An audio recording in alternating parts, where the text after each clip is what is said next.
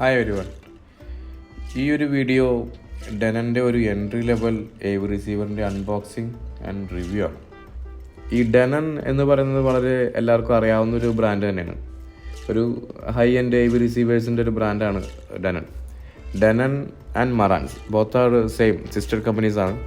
അതിൽ മറാൻസ് കുറേ കൂടി ഫീച്ചേഴ്സ് ഉള്ളൊരു മോഡലാണ് ഡെനനെ വെച്ച് കമ്പയർ ചെയ്യുമ്പോൾ. അതുകൊണ്ട് തന്നെ അതിൻ്റെ പ്രൈസും കുറച്ച് കൂടുതലായിരിക്കും. ഈ ഡെനൻ്റെ അകത്ത് തന്നെ നമുക്ക് 2 സീരീസ് വരുന്നുണ്ട് AV റിസീവറിൽ. എക്സ് സീരീസും ഉണ്ട്, എസ് സീരീസും ഉണ്ട്. എസ് സീരീസ് ഒരു ബേസിക് റിസീവറാണ്. അതിന് അധികം മോഡലുകളും ഇല്ല. നമ്മൾ സാധാരണ ഒരു ചെറിയ ബുക്ക് ഷെൽഫ് സ്പീക്കർ പവർ ചെയ്യാനോ അല്ലെങ്കിൽ ഒരു ബെഡ്റൂം സെറ്റപ്പിനൊക്കെയാണ് സാധാരണ യൂസ് ചെയ്യാറ്. ഒരു ഡെഡിക്കേറ്റഡ് ഹോം തിയേറ്ററിന് എസ് സീരീസ് യൂസ് ചെയ്യാറില്ല. അതുകൊണ്ട് തന്നെ വളരെ ലിമിറ്റഡ് ആയിട്ടുള്ള AV റിസീവേഴ്സ് അവർക്കുള്ളൂ. നമ്മളിന്നിവിടെ റിവ്യൂ ചെയ്യാൻ പോകുന്നത് എക്സ് സീരീസിലൊരു റിസീവറാണ്. എക്സ് സീരീസിൽ തന്നെ സ്റ്റാർട്ടിംഗ് മോഡൽ അത് X1700 എന്ന് പറയുന്നൊരു മോഡലാണ്. ഈ മോഡൽ റിലീസായത് 2021 ഈ മോഡൽ റിലീസായത്. അത് കഴിഞ്ഞിട്ട് ഇതിനൊരു അപ്ഡേറ്റഡ് മോഡൽ വന്നിട്ടുണ്ട് X1800. അത് 2023 റിലീസായത്. അതായത് ഇപ്പോൾ X177 ഈ 1700 ഇറങ്ങിയിട്ട് 2 വർഷം കഴിഞ്ഞിട്ടാണ് 1800 ഇറങ്ങിയത്. അത് തമ്മിൽ വലിയ വ്യത്യാസങ്ങളില്ല, ഞാൻ പറയാം. ഇപ്പം നമുക്ക് ഫസ്റ്റ് തന്നെ ഇതിൻ്റെ ചെറിയൊരു അൺബോക്സിങ് നോക്കാം. എന്തൊക്കെയാണ് ഈ ബോക്സിൽ വരുന്നതെന്ന് നോക്കാം. ഒരു നോർമൽ കാർഡ്ബോർഡ് ബോക്സാണ്. നമുക്ക് എല്ലാ റിസീവറിനും വരുന്ന പോലെ തന്നെ റിസീവറിൻ്റെ കുറച്ച് ഫീച്ചേഴ്സ് എല്ലാം ബോക്സിന് മുകളിൽ എഴുതിയിട്ടുണ്ട്. ഡെനൻ്റെ AVR X1700H അതാണ് നമ്മൾ റിവ്യൂ ചെയ്യാൻ പോകുന്ന മോഡൽ. ഇതിലിപ്പോൾ ഫസ്റ്റ് നമ്മൾ ഓപ്പൺ ചെയ്യുമ്പോൾ തന്നെ നമുക്ക് കാണാം ഇതിൻ്റെ അകത്തൊരു ഒഡീസിയുടെ ഒരു മൈക്ക് ഉണ്ട്, പിന്നെ കുറച്ച് പേപ്പർ വർക്ക് ഉണ്ട്, റിമോട്ട് ഉണ്ട്. ഒഡീസിയുടെ മൈക്ക് എടുക്കാം. ഇതിപ്പോൾ റൂം കാലിബ്രേഷന് വേണ്ടി വരുന്നൊരു മൈക്കാണ്. ചെറിയൊരു മൈക്കും അതിനൊരു കേബിളും കൂടി ഉണ്ടാവും. കേബിൾ നമുക്ക് റിസീവറിൽ കണക്ട് ചെയ്യാം.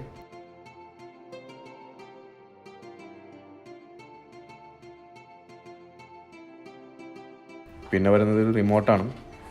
നല്ല റിമോട്ടാണ്.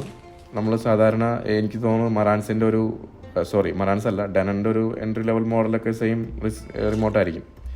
പിന്നെ കുറച്ച് പേപ്പർ വർക്ക് ഉണ്ട്, ഒരു ട്രൈപോഡ് ഉണ്ട്. അത് ആ മൈക്ക് മൗണ്ട് ചെയ്യാനുള്ളതാണ്. പേപ്പറിൻ്റെ തന്നെ ഒരു ട്രൈപോഡാണ്, കാർഡ്ബോർഡിൻ്റെ.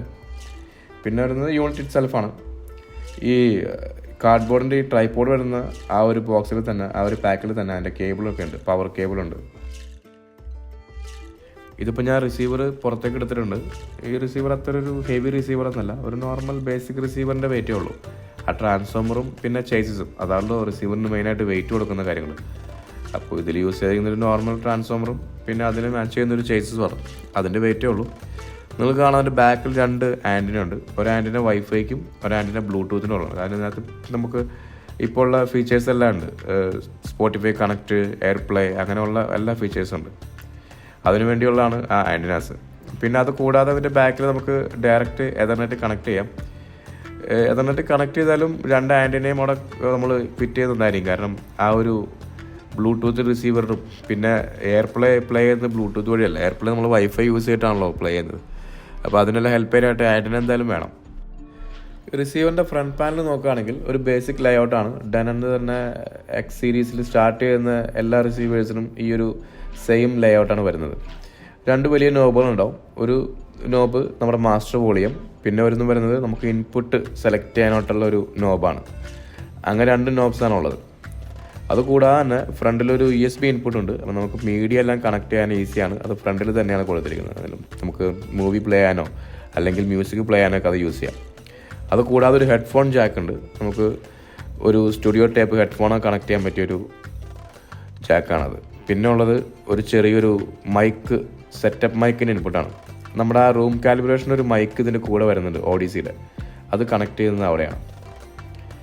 ഒരു സ്റ്റിക്കർ കാണാം, നിങ്ങൾക്കതിൽ കാണാം 7x145 വാട്ട്സ് എന്ന് എഴുതിയിട്ടുണ്ട്. ഈ 145 വാട്ട്സ് എന്ന് പറയുന്നത് അത് സിംഗിൾ ചാനലിൻ്റെ പവറാണ്. അതൊരു മിസ്ലീഡിംഗ് ആണ്. ശരിക്കും അത്രയൊന്നും പവർ ഒരിക്കലും ഡെനൻ്റെ ഈ ഒരു ബേസിക് റിസീവർ ഉണ്ടാവില്ല. ഈ 7x145 എന്ന് പറയുന്നത് എല്ലാ ചാനലുകളും ഈ 145 റേറ്റഡ് ആണ്. പക്ഷെ നമ്മളത് പ്ലേ ചെയ്യുന്ന സമയത്ത് മിനിമം നമ്മളൊരു സ്റ്റീരിയോ ആണ് പ്ലേ ചെയ്യുന്നതെന്ന് വയ്ക്കുക. സ്റ്റീരിയോ പ്ലേ ചെയ്യുമ്പോൾ ഡെനൻ്റെ വെബ്സൈറ്റിൽ നോക്കി കാണാം, അതിൽ നമ്മളൊരു 80 വാട്ട്സാണ് നമുക്ക് കിട്ടുക. അല്ലാതെ ഒരു 145 വാട്ട്സ് ഒരിക്കലും കിട്ടില്ല. 145 വാട്ട്സ് അവർ പറയുന്നത് സിംഗിൾ ചാനൽ, ഒരു ചാനൽ മാത്രം പ്ലേ ചെയ്യുന്നുള്ളൂ നോക്കിയാൽ. അങ്ങനെയാണെങ്കിൽ ആ ആംപ്ലിഫയറിന് 145 വാട്ട്സ് കിട്ടും. അതാണ് അവർ ആ 145 എന്നുകൊണ്ട് ഉദ്ദേശിക്കുന്നത്. പിന്നെ നമുക്ക് കാണാം ഡോൾബി അറ്റ്മോസ് ആണ്, DTS:X ഉണ്ട്, ഹിയോസ് എന്ന് പറയുന്നത് ഡെനൻ്റെ ഒരു മ്യൂസിക് ആപ്പാണ്. മ്യൂസിക് സ്ട്രീമിങ്ങിന് നമുക്ക് സ്പോട്ടിഫൈയോ അല്ലെങ്കിൽ ഇപ്പോൾ ആപ്പിൾ മ്യൂസിക് എല്ലാം അതിൽ തന്നെ കിട്ടും. റൂൺ റെഡി ആണെങ്കിലും റൂണിൻ്റെ സോഫ്റ്റ്വെയർ അപ്ഡേറ്റ് ഒന്നും വന്നിട്ടില്ല. അതിപ്പോഴും ഡെനൻ അപ്ഡേറ്റ് ചെയ്തിട്ടില്ല. പിന്നെ ഈ ഒരു ബേസിക് മോഡലൊന്നും ആരും റൂൺ വെച്ചിട്ട് യൂസ് ചെയ്യാറില്ല. എയർപ്ലേ 2 ആണ് ഇപ്പോൾ പുതിയ വെർഷനാണ്. പിന്നെ അത് കൂടാതെ ഒരു ഓപ്ഷനുള്ളത് ഫോണോ ഇൻപുട്ട് ഉണ്ട്. നമുക്ക് വിനൈൽ റെക്കോർഡ് ഉണ്ടെങ്കിൽ അത് ഡയറക്റ്റ് ഫോണോ ഇൻപുട്ട് ഉണ്ട്, നമുക്ക് അവിടെ കണക്ട് ചെയ്യാവുന്നതാണ്. ഇതാ റിസീവറിൻ്റെ ബാക്ക് സൈഡാണ്. ബാക്ക് സൈഡിൽ നോക്കി കാണാം നമുക്ക് മെയിനായിട്ട് സ്പീക്കർ ഔട്ട്പുട്ട്സ് ആണ്. സ്പീക്കർ ഔട്ട്പുട്ട്സ് ബനാന പ്ലഗ്സ് ആണ്. ഒന്നില്ലെങ്കിൽ ബനാന പ്ലഗ് യൂസ് ചെയ്യാം, അല്ലെന്നുണ്ടെങ്കിൽ നമുക്ക് ഡയറക്റ്റ് കേബിൾ കണക്ട് ചെയ്യണമെങ്കിൽ അതിനുള്ള ഓപ്ഷനുണ്ട്. പിന്നെ HDMI ആണ് മെയിൻ. അത് കൂടാതെ നമുക്ക് ഇൻപുട്ട് എന്ന് പറയാനായിട്ടുള്ളത് അതിൻ്റെ അകത്തൊരു ഡിജിറ്റൽ ഒപ്റ്റിക്കൽ ഇൻപുട്ട് ഉണ്ട്. പിന്നെ വീഡിയോ ഇന്നുണ്ട്. നമുക്കിപ്പോൾ ഏതെങ്കിലും പഴയ DVD കൊടുക്കണമെങ്കിൽ അത് കൊടുക്കാം. പിന്നെ ഓഡിയോ ഇന്നും ഉണ്ട്. നമുക്കിപ്പോൾ എന്താ പറയുക, നമ്മുടെ റിസീവർ എന്ന് വെച്ചാൽ ഞാൻ ഉദ്ദേശിച്ചത് മറ്റേ DTH എയർടെൽ അതൊക്കെ നമുക്ക് അതിൽ കണക്ട് ചെയ്യാം. പ്രീ ഔട്ട് എന്ന് പറയാനായിട്ട് നമുക്ക് നോക്കി കാണാം സബ് വൂഫറിന് 2 ഔട്ട്പുട്ട് ഉണ്ട്. ഇപ്പോൾ ഇത് 7.2 ചാനലാണ്, അതിൻ്റെ 2 ഔട്ട്പുട്ട് അതിൽ കാണാം. പിന്നെ ഫോണോ ഇന്നുണ്ട്. ഞാൻ നേരത്തെ പറഞ്ഞ പോലെ ഫോണോ ഇന്നുണ്ട്. എന്നാലും ഒരു നല്ലൊരു പ്രൊഫഷണൽ വിനയിലൊക്കെയാണ് നമ്മൾ യൂസ് ചെയ്യുന്നതെങ്കിൽ അതിനൊരു ഫോണോ പ്രീ ഔട്ട് അല്ലെങ്കിൽ ഒരു ഫോണോ പ്രീ ആകുമ്പോൾ നമ്മൾ സെപ്പറേറ്റ് വെക്കുന്നത് നന്നായിരിക്കും. കാരണം ഇതിൻ്റെ ഫോണോ പ്രീനൊന്നും അത്ര ഒരു ഹൈ എൻഡ് ആയിരിക്കില്ല. നമുക്കിതിൻ്റെ മെയിൻ ഫീച്ചേഴ്സൊക്കെ നോക്കാം. 80 വാട്ട്സ് പെർ ചാനൽ എന്നാണ് അതിൻ്റെ ഡിസ്ക്രിപ്ഷനിൽ കൊടുത്തിരിക്കുന്നത്, അതായത് ഈ വെബ്സൈറ്റിൽ കൊടുത്തിരിക്കുന്നത് ഡെനൻ്റെ. പക്ഷേ ഈ 80 വാട്ട്സ് പെർ ചാനൽ എന്ന് പറയുന്നത് 8 ohmസിൽ സ്റ്റീരിയോ മോഡിലാണ് 80 വാട്ട്സ് പെർ ചാനൽ. അത് നമ്മൾ 7 ചാനൽ റൺ ചെയ്യുന്ന സമയത്ത്, അതായത് ഹോം തിയേറ്റർ ഫുള്ളായിട്ട് റൺ ചെയ്യുന്ന ടൈം അതിൻ്റെ പവർ ഏകദേശം ഒരു 50 വാട്ട്സ് ആയിട്ട് ഡ്രോപ്പ് ചെയ്യും. അത് എത്രയെന്ന് ഡെൻ്റെ സൈറ്റിൽ കൊടുത്തിട്ടില്ല. ഇത് എല്ലാ റിസീവേഴ്സിനും സെയിം ആണ്. ചില ബ്രാൻഡ്സ് കറക്റ്റായിട്ട് പറയും, അതായത് പെർ ചാനൽ എത്ര വാട്ട്സ് ആണെന്നും അത് എത്ര ചാനൽ ഡ്രിവൻ ആണെന്നും പറയും. ഈ 1700 കാര്യത്തിൽ ഡെനൺ എവിടെയും മെൻഷൻ ചെയ്തിട്ടില്ല ഓൾ ചാനൽ ഡ്രിവൻ എത്രയാണ് പവർ എന്നുള്ളത്. കണക്റ്റഡ് സ്പീക്കർ റേറ്റിംഗ് അനുസരിച്ച് അത് ഔട്ട്പുട്ടിൽ ചെറിയ ഡിഫറൻസ് ഉണ്ടാവും. കാരണം ഇതിപ്പോൾ 8 ohmസിന്റെ സ്പീക്കറാണ് പറയുന്നത്, 6 ohms സ്പീക്കർ ആകുമ്പോൾ ചെറിയൊരു ഡിഫറൻസ് ഉണ്ടാവും. ടോട്ടൽ 6 HDMI ഇൻപുട്സ് ആണ് ഇതിനുള്ളത്. ഈ 6 HDMIയിൽ 3 8Kയും ബാക്കി 3 4K ആണ്. ഈ റിസീവറിന് അപ്സ്കെയിലിംഗ് ഫംഗ്ഷൻ ഉണ്ട്. ഇപ്പം നമ്മളൊരു HD അല്ലെങ്കിൽ ഒരു ഫുൾ HD കണ്ടന്റ് ആണ് കൊടുത്തതെങ്കിലും നമുക്കത് 4K ആയിട്ടോ ഈവൻ 8K ആയിട്ടോ അപ്സ്കെയിൽ ചെയ്യാനുള്ള ഒരു ഓപ്ഷൻ സെറ്റിംഗ്സിലുണ്ട്. ഒരു HDMI ഔട്ട്പുട്ട് ഉള്ളൂ, അത് 8K ആണ്. ആർക്കും സപ്പോർട്ട് ചെയ്യുന്ന HDMI ഔട്ട്പുട്ടാണ്. പിന്നെ നമ്മുടെ ബേസിക് ഫീച്ചേഴ്സ് ആയിട്ടുള്ള Dolby vision, HDR10+, dynamic HDR, HLG അങ്ങനെയുള്ള എല്ലാ സിഗ്നലും സപ്പോർട്ട് ചെയ്യും. ഗെയിമേഴ്സിന് വേണ്ടി തന്നെ നമുക്ക് നോക്കുകയാണെങ്കിൽ ഇപ്പോൾ ഗെയിമേഴ്സിന് യൂസ് ചെയ്യാനായിട്ട് ALLM, VRR അങ്ങനെയുള്ള എല്ലാം സപ്പോർട്ട് ചെയ്യുന്ന ഒരു റിസീവറാണ്. വളരെ സ്ട്രേറ്റ് ഫോർവേഡുള്ള സെറ്റിംഗ്സ് ആണ്. TV-യിൽ കണക്ട് ചെയ്ത് കഴിഞ്ഞിട്ടുണ്ടെങ്കിൽ TV-യിൽ ഡെനൻ്റെ ഒരു ടിപ്പിക്കൽ യൂസർ ഇൻ്റർഫേസ് ഉണ്ട്. ഒരു പഴയൊരു അപ്ഡേറ്റഡ് അല്ല, ഒരു പഴയ മോഡൽ മെനു ആണ്. അതിപ്പോൾ എല്ലാ സെറ്റിംഗ്സും നമുക്ക് അതിൽ തന്നെ സെറ്റ് ചെയ്യാം. വളരെ ഈസി ആയിട്ട് മനസ്സിലാകുന്ന മെനു ആണ്. കുറച്ചൊരു പഴയതാണ്, കാരണം മറാൻസൊക്കെ നമ്മളിപ്പോൾ ഓൾറെഡി അപ്ഡേറ്റ് ആയി. മെനു കുറേ കൂടി നല്ല പുതിയ യൂസർ മെനു കുറച്ചുകൂടി കാണാൻ ഭംഗിയുണ്ട്. എനിവേ അതൊരു വട്ടം സെറ്റ് ചെയ്ത് കഴിഞ്ഞാൽ പിന്നെ നമുക്ക് മെനു യൂസ് ചെയ്യേണ്ട ആവശ്യം വരാറില്ല. അതുകൊണ്ട് അത്ര ഒരു പ്രോബ്ലം ആയിട്ട് കാര്യമല്ല. ഡെനൻ്റെ എല്ലാ റിസീവറിലും യൂസ് ചെയ്യുന്ന, ഡെനനും മറാൻസും യൂസ് ചെയ്യുന്ന ODC എന്ന് പറയുന്നൊരു റൂം കറക്ഷൻ സോഫ്റ്റ്വെയർ ആണ് ഇതിലും യൂസ് ചെയ്തിരിക്കുന്നത്. വളരെ ഈസി ആയിട്ട് സെറ്റ് ചെയ്യാൻ പറ്റുന്ന നല്ല കാലിബ്രേഷനുള്ള ഒരു സോഫ്റ്റ്വെയർ ആണ്. മൈക്ക് നേരത്തെ ഞാൻ അൺബോക്സിൽ കാണിച്ച പോലെ മൈക്ക് ഇതിൻ്റെ കൂടെ വരുന്നുണ്ട്, ഈ റിസീവറിൻ്റെ കൂടെ തന്നെ വരും. അതിൻ്റെ കൂടെ ഒരു കാർഡ്ബോർഡ് ട്രൈപോഡ് ഉണ്ടാവും. നമ്മുടെ കയ്യിൽ വേറെ ട്രൈപോഡ് ആണെങ്കിൽ നമുക്ക് ആ ട്രൈപോഡ് യൂസ് ചെയ്യാം. പക്ഷേ അതിൻ്റെ കൂടെ ഒരു കാർഡ്ബോർഡ് വരുന്നുണ്ട്. നമ്മുടെ കയ്യിൽ ഇൻ കേസ് ട്രൈപോഡ് ഇല്ലെങ്കിൽ അത് യൂസ് ചെയ്യാം. വളരെ ഈസി ആയിട്ട് TV-യിൽ ഓൺ സ്ക്രീൻ മെനു ഫോളോ ചെയ്ത് നമുക്ക് റൂം കാലിബ്രേഷൻ കംപ്ലീറ്റ് ചെയ്യാൻ പറ്റും. പിന്നെ ഈ റിസീവറായിട്ട് നമുക്ക് പെയർ ചെയ്യാൻ പറ്റുന്ന സ്പീക്കർ എന്തൊക്കെയാണെന്ന് നോക്കാം. ഈ റിസീവറായിട്ട് പെയർ ചെയ്യാൻ പറ്റുന്ന സ്പീക്കർ എന്ന് പറഞ്ഞാൽ 6 ohms ആൻഡ് എബവ് ആണ്. 6 ohmസിന് താഴെയുള്ള സ്പീക്കർ ഇതിൽ കണക്ട് ചെയ്തിട്ടുണ്ടെങ്കിൽ സൗണ്ട് കേൾക്കും, ഉറപ്പായിട്ടും നമുക്ക് പാട്ടോ അല്ലെങ്കിൽ മ്യൂസിക്കോ പ്ലേ ചെയ്യാൻ പറ്റും. പക്ഷേ സൗണ്ട് കൂടിക്കഴിഞ്ഞാൽ ഹൈ സൗണ്ടിൽ ഡിസ്ട്രോഷൻ ഉണ്ടാവും. അത് കൂടാതെ തന്നെ റിസീവർ ഓവർ ഹീറ്റ് ആവും. കാരണം 6 ohmസിന് താഴെ എന്ന് പറയുമ്പോൾ അതിൻ്റെ റെസിസ്റ്റൻസിൻ്റെ റേറ്റിംഗ് കൂടി. അത്രയും ഒരു റെസിസ്റ്റൻസ് എടുക്കാനുള്ള സ്പീക്കർ അല്ല. അതൊരു ബഡ്ജറ്റ് സ്പീക്കർ അല്ലേ, ഒരു ബഡ്ജറ്റ് റിസീവർ അല്ലേ.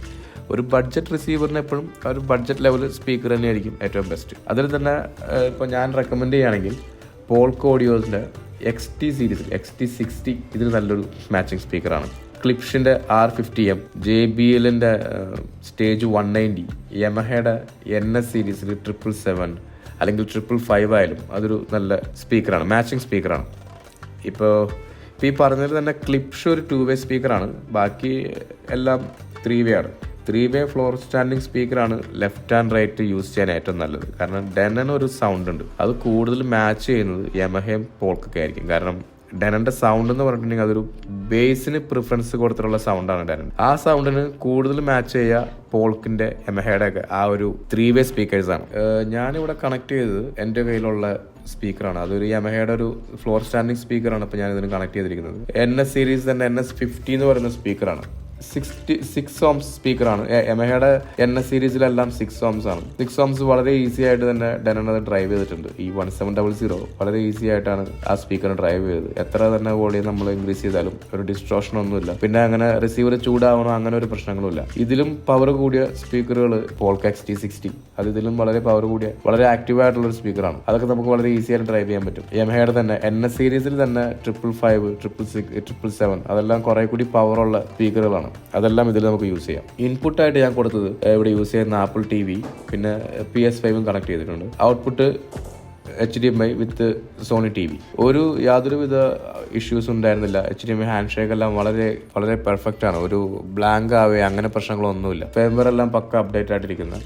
അതുകൊണ്ട് തന്നെ നമുക്കിപ്പോൾ ആപ്പിൾ TVയിൽ നമ്മൾ എന്ത് തന്നെ പ്ലേ ചെയ്താലും 4K ആയാലും ഡോൾബി വിഷൻ ആയാലും HDR+ എന്ത് പ്ലേ ചെയ്താലും അതെല്ലാം വളരെ ഈസി ആയിട്ട് തന്നെ നമുക്ക് ഔട്ട്പുട്ട് കിട്ടുന്നുണ്ട് ഡെനൻ വഴി. അതായത് ഈ ഡെനന്റെ റിസീവർ വഴിയാണല്ലോ എല്ലാ ഇൻപുട്ട് പോകുന്നത്. യാതൊരു പ്രശ്നങ്ങളില്ലാതെ എല്ലാ ഔട്ട്പുട്ടും നമുക്ക് സ്വിച്ച് ചെയ്യാനോ അങ്ങനെ പ്രശ്നങ്ങളൊന്നുമില്ല. പിന്നെ ഒരു സബ് വൂഫർ എന്തായാലും നമ്മളിതിൽ യൂസ് ചെയ്യേണ്ടി വരും. കാരണം ബഡ്ജറ്റ് സ്പീക്കറാണ് ഡ്രൈവ് ചെയ്തത്. ബഡ്ജറ്റ് സ്പീക്കർ എന്ന് പറയുമ്പോൾ ഏത് സ്പീക്കർ ആയാലും ഒരു 80 ഹെർട്സിൽ താഴെ നമ്മൾ ക്രോസ് ഓവർ ചെയ്ത് സബിലേക്ക് കൊടുക്കേണ്ടി വരും. അങ്ങനെ വരുമ്പോൾ നമുക്ക് എന്താ പറയുക, ആ ഒരു ബേസ് നമുക്ക് മെയിനായിട്ട് സബിൽ നിന്ന് തന്നെയും കിട്ടുക. പിന്നെ പറയാനുള്ളത് ഈ Denon 1700 centre channel separation and dialogue clarity is really good. ഇനിയിപ്പോൾ ഡയലോഗ് ക്ലിയർ അല്ലാതിരിക്കുക അങ്ങനെ തോന്നുന്നുണ്ടെങ്കിൽ തന്നെ ഇപ്പോൾ സെൻട്രൽ ചാനലിൻ്റെ ലെവൽ നമുക്ക് അഡ്ജസ്റ്റ് ചെയ്യാൻ പറ്റും അതിൻ്റെ സെറ്റിങ്സിൽ. അല്ലെങ്കിൽ ഡെനൻ്റെ തന്നെ ഡയലോഗ് എൻഹാൻസ്മെന്റ് ഓപ്ഷൻസ് ഉണ്ട്, അതെല്ലാം വളരെ നന്നായിട്ട് വർക്ക് ചെയ്യുന്നതാണ്. ഫോർ സ്റ്റീരിയോ മ്യൂസിക്കിന് 1700 നോട്ട് ബാഡ്, പക്ഷെ അത്ര നല്ലൊരു സ്റ്റീരിയോ മ്യൂസിക് ഓപ്ഷൻ അല്ല. ഇപ്പോൾ നിങ്ങളിപ്പോൾ മൂവി അല്ല ഒരു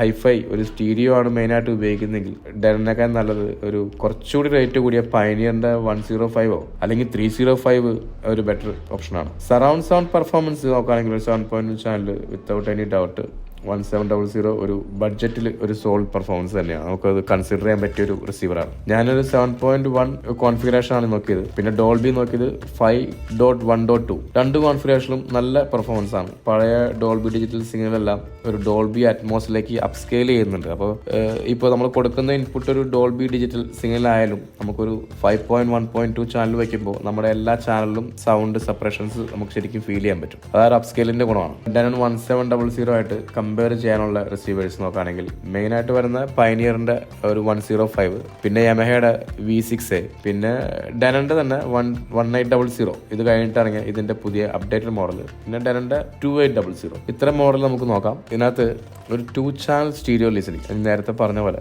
2 ചാനൽ സ്റ്റീരിയോ ലിസണിങ് ഇമ്പോർട്ടൻ്റ് ആണെങ്കിൽ പയനിയറിന്റെ 105 ഒന്ന് ചെക്ക് ചെയ്യുന്നത് നല്ലതാണ്. അതിന്റെ ഫീച്ചേഴ്സ് പിന്നെ പവറൊക്കെ ഓൾമോസ്റ്റ് സെയിം ആണ്. അറ്റ്മോസ് ഫീച്ചേഴ്സ് അതെല്ലാം ഓൾമോസ്റ്റ് സെയിം ആണ്. പ്രൈസ് കുറച്ച് കൂടുതലുണ്ട്. പിന്നെ ഇതിനകത്ത് മെയിൻ അഡ്വാൻറ്റേജ് പയനിയർ യൂസ് ചെയ്യുന്നത് ODC അല്ല, ഡ്രാക്ക് ആണ്. അത് കുറച്ചുകൂടി ഒരു അഡ്വാൻസ്ഡ് ആയിട്ടുള്ള റൂം കറക്ഷൻ ആണ്. പിന്നെ നോക്കുകയാണെങ്കിൽ യമഹയുടെ V6A നോക്കുകയാണെങ്കിൽ അതൊരു വളരെ നല്ല റിസീവറാണ്.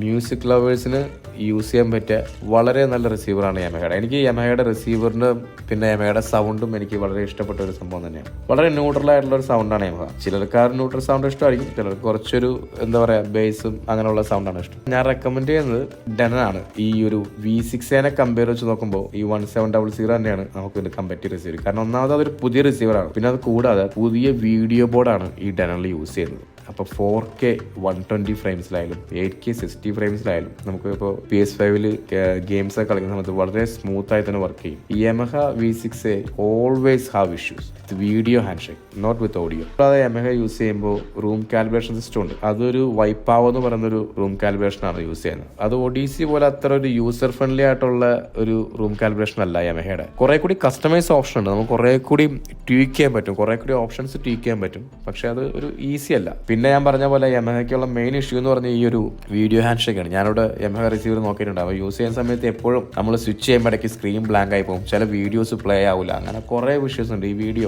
ഓഡിയോ അല്ല ഞാൻ പറയുന്നത്, വീഡിയോ മാത്രം. പിന്നെ ഡെനൻ്റെ തന്നെ അടുത്ത ഞാൻ പറഞ്ഞ മോഡൽ 1800.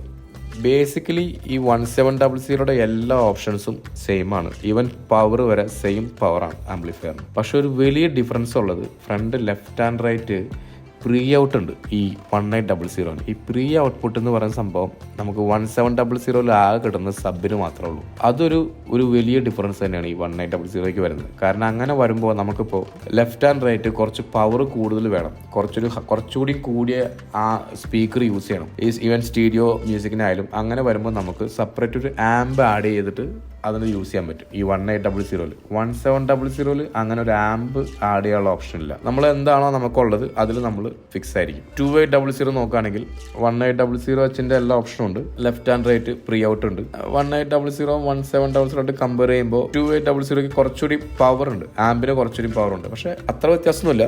6 ohms സ്പീക്കർ തന്നെയാണ് ഡ്രൈവ് ചെയ്യാൻ പറ്റുള്ളൂ. 6 ohmsന് താഴെയുള്ള 4 ohms സ്പീക്കറൊക്കെ ഡ്രൈവ് ചെയ്താൽ ഈ പറയുന്ന 1700 1800 ഫേസ് ചെയ്യുന്ന എല്ലാ ഇഷ്യൂസും ഈ 2800 ഉണ്ടാവും. ഞാൻ പറയുകയാണെങ്കിൽ നിങ്ങളിൽ ഇപ്പോൾ കുറച്ച് ബഡ്ജറ്റ് ഉണ്ടെങ്കിൽ 1800 നമുക്ക് കൺസിഡർ ചെയ്യാൻ പറ്റിയ ഓപ്ഷനാണ്. 2800 ഹൈ കുറച്ചുകൂടി ബഡ്ജറ്റ് കുറച്ചുകൂടി കൂടും. അതാണ് ഞാൻ പറഞ്ഞ 2800 ഡിഫറൻസ്. പിന്നെ അതിനകത്ത് ആകെ ഒരു ഡിഫറൻസ് പറഞ്ഞിട്ടുണ്ടെങ്കിൽ ആംബിന് കുറച്ച് പവർ കൂടുതലാണെന്നുള്ളൂ ഈ 18 ആയിട്ട് കമ്പയർ ചെയ്യുമ്പോൾ. ഓവറോൾ നോക്കുകയാണെങ്കിൽ ഇതൊരു നല്ല റിസീവർ തന്നെയാണ്. ഈ 1700 തിരിച്ചു വരാം. 2021 മോഡലാണ്. അങ്ങനെ ആയതുകൊണ്ട് ഇപ്പോൾ നമ്മൾ 2021 മോഡലല്ലേ, അതിന് കഴിഞ്ഞിട്ട് പുതിയ മോഡൽ ഇറങ്ങിയിട്ടുണ്ടല്ലോ. അങ്ങനെ വരുമ്പോൾ ഇതൊരു നല്ലൊരു ഓഫർ പ്രൈസിലൊക്കെ കിട്ടിയാൽ നിങ്ങൾക്ക് വളരെ നല്ലൊരു ഓപ്ഷനാണ് ഈ റിസീവർ. ഒരു ഡെഡിക്കേറ്റഡ് തീറ്റ് റൂമിലേക്കൊക്കെ റെക്കമെൻഡ് ചെയ്യാൻ പറ്റില്ല, കാരണം അതിനുള്ള പവർ അതിനില്ല. പക്ഷെ ഒരു ലിവിംഗ് റൂം സെറ്റപ്പ്, നമ്മുടെ ഒരു ലിവിംഗ് റൂം സെറ്റപ്പ് അതിനൊക്കെ യൂസ് ചെയ്യാനായിട്ട് വളരെ നല്ല ഓപ്ഷനാണ്. Okay, thank you all.